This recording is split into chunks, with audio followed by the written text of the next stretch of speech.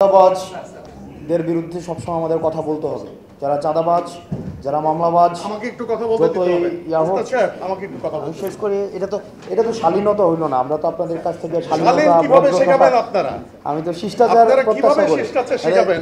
আমরা আসছি একটা প্রোগ্রামে। একজন কথা বললে আপনি বিএনপির এগেইনস্টে কথা বলতে পারেন না। একজন কথা বললে আমরা এটা জানি না যে এখানে এইভাবে কথাবার্তা বলা এটা মিনিমাম যদি আপনারা আমরা তো জানি না এখানে এই ফোরামে এই কথা বলা হয়। একজন কথা বললে আরেকজন কথা বলতে হয় না। এই ভদ্রতাটাই আপনারা শিখেন। বলে যাবেন না এখানে। এই ভদ্রতাটাই আপনারা এখানে আমরা জানতাম না। আমি আপনাকে একটা ইনভাইট করা হচ্ছে। ম্যানার শিখাই আপনাকে।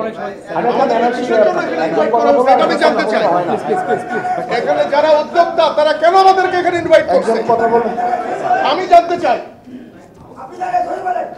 একজন কথা বললে আরেকজন কথা বলতে হয় না। আপনি বললেন আপনার কাছ থেকে আমাদের কেন এখানে ইনভাইট করা হয়েছে এটাকে আমাকে এক্সপ্লেইন করতে হবে। আপনার কাছ থেকে আমরা শিখবো, কিন্তু আপনি যদি এইভাবে এটা প্রোগ্রামের একটা না আপনি এইভাবে কথা বলতে পারেন না। আপনি এইভাবে কথা বলতে পারেন না। আমাকে বলতে হবে। হ্যাঁ, আমাকে বলতে হবে কেন এখানে আমাকে ইনভাইট করা হয়েছে। না আপনি এইভাবে বলতে পারেন না তো। আপনি এইভাবে কথা বলতে পারেন। আমি একটা দলের প্রতিনিধি হিসেবে এখানে আসছি। তাহলে আমি এখানে দলের প্রতিনিধি হিসেবে আসছি। এখানে কোনো পলিটিক্যাল কথা বলা যাবে না। এখানে পলিটিক্যাল কথা বলা যাবে না। ডক্টর সেলেন্স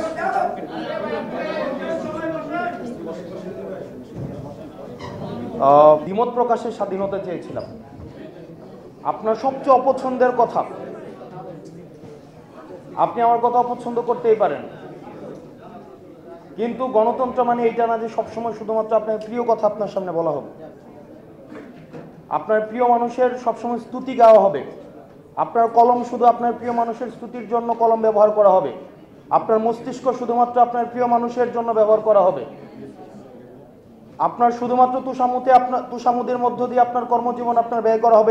এটার নাম হচ্ছে এটা জুলাই না, এটার নাম সহনশীলতা না, এটার নাম পরমত সহিষ্ণুতা না। পরমত সহিষ্ণুতা হচ্ছে আপনার সবচেয়ে অপ্রিয় কথাটা আপনার সামনে যখন বলবে আপনি তখন মনোযোগ সহকারে শুনে আপনার বিরোধিতা যদি সেটাকে করতে হয় সেটা আপনি ভার্বালি করবেন এবং সেটাকে আমরা গ্রহণ করব। আপনার একটা দীর্ঘ বর্ণাঢ্যময় কর্মজীবনের মধ্য দিয়ে আপনারা এসছেন।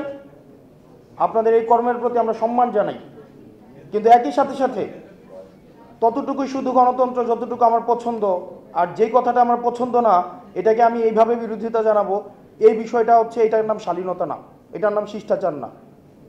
মিথ্যাচার, শিষ্টাচার, সবচেয়ে অপ্রিয় কথাটাকে আমাকে হজম করার আমার শক্তি থাকতে হবে। হজম করার শক্তি যদি আমার না থাকে, আমাদের যে সাম্প্রদায়িক সম্প্রীতির কথা বলছি, পরমত সহিষ্ণুতার কথা বলছি, গণতন্ত্রের কথা বলছি, সেটা কখনোই সম্ভব না। আপনি আমাকে নিয়ে প্রত্যেক দিন 1.5 লাখ মানুষ গালাগালি করে। আমার কমেন্ট সেকশন আমি একদিনের জন্য 15 সেকেন্ডের জন্য আমি কখনো অনলিমিট করি নাই। যে কেউ যা কিছু লিখতে পারে। আমি একটা এক্সাম্পল সেট করতে চাইছি টলারেন্সের। এখন আপনারা যদি এত ইনটলারেন্ট হন, এটা তো হচ্ছে আমাদের জন্য খুবই লজ্জাজনক বিষয়। আপনারা বলতে পারবেন কি ওই পর্যন্ত। তো এখন এই বিষয়গুলো আপনাদেরকে আসলে আমাদের এই বসে এসে কথা বলতে হয়, আমার লজ্জা লাগে আসলে। আমাদের বাপদাদারা বলতো না, তোর ঘরে আমি হইছি না আমার ঘরে তুই হইছিস। তো এখন ব্যাপারটা হয়েছে উল্টা হয়ে গেছে আর কি।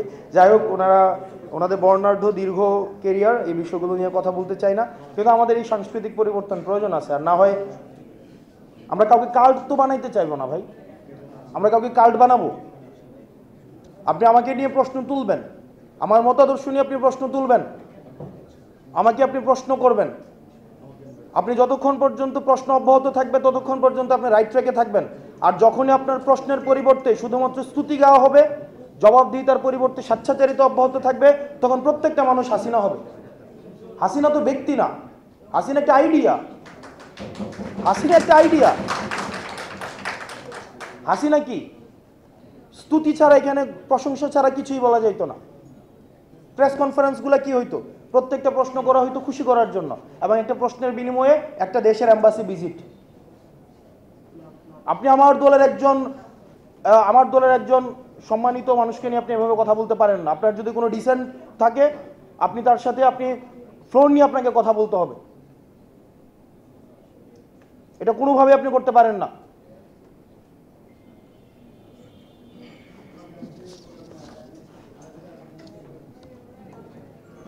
আপনি রাজনীতির ঊর্ধ্বে কি? আপনাদের ডিজি যখন বসাইছে আমি দেখছি না, কে অফিস করতে দিচ্ছেন আপনারা দেন নাই, তখন রাজনীতি দিয়ে আপনারা ডিল করছেন। কোন জিনিসটা রাজনীতির ঊর্ধ্বে? হসপিটালগুলোর এই অধপতন কেন? টেন্ডার বাণিজ্য হয় না, আপনি অস্বীকার করতে পারবেন। আমি আসনাদ আব্দুল্লাহ সাক্ষী, আপনাদের কোনো স্বাস্থ্যসেবা আমি 6টা মাস আমি ক্লোজলি ডিল করেছি, কোনো কিছুই রাজনীতির ঊর্ধ্বে না। আপনি যেই বানার নাম দেন না কেন, প্রত্যেকটা জিনিস রাজনৈতিকভাবে ডিল করা হয়। অ্যাপলিটিক্যাল বলে কোনো কিছুই নাই। হাসিনা আমাদেরকে অ্যাপলিটিক্যাল বানাইতে চাইছে, কোনো কিছুই অ্যাপলিটিক্যাল না, সব কিছু পলিটিক্যালি ডিল করতে হয়। আপনি বলতে পারবেন অ্যাম্বুলেন্সের হচ্ছে আপনার এখানে হচ্ছে টেন্ডারবাজি চলে না এবং এগুলো রাজনৈতিকভাবে ডিল করা হয় না? আপনাদের পোস্টিং প্রমোশন এগুলো রাজনৈতিকভাবে ডিল করা হয় না? আপনি বলতে পারবেন? এখন যারা ঢাকায় আছে প্রত্যেকটা দল কোনো না কোনোভাবে হচ্ছে, যারা ভালো পোস্টিংগুলো পাচ্ছে কোনো না কোনোভাবে হচ্ছে আপনার সম্ভাব্য যারা সরকারপন্থী সরকারে হবে তাদের অ্যালায়েন্ট, এটাকে আপনি অস্বীকার করতে পারবেন? কোনোভাবে অস্বীকার করার সুযোগ নাই। আপনি যাই হন না কেন, যেই হন না কেন, আপনারা ভুলে যায়েন না আপনি 5ই আগস্ট পরবর্তী সময়ে কথা বলছেন।